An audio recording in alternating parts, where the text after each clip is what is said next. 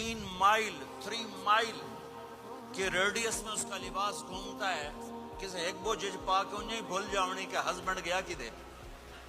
लिहाजा तुम्हें भी 130 फुट करेगा, इनको भी 130 फुट करेगा, और वो जन्नत की लड़कियां तो पहले 130 फुट हैं। उम्मे सलमा ने पूछा, या रसूल अल्लाह, जन्नत की औरत का दर्जा बड़ा है या ईमान वाली औरत का? आपने कहा ईमान वाली औरत का। वो क्यों?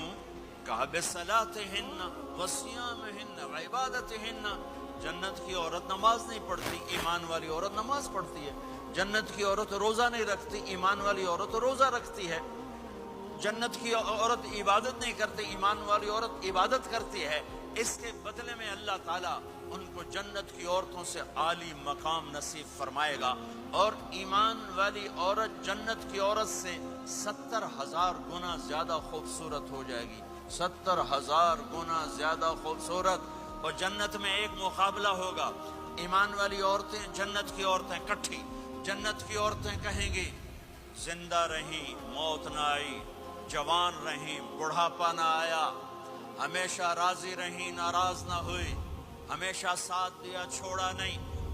और दुनिया की औरत में ये सारी बातें हैं, मौत भी आई, बुढ़ापा भी आया, लड़ाइयाँ भी हुई, झगड़े भी हुए, जुदाई भी हुई। नेक से नेक औरत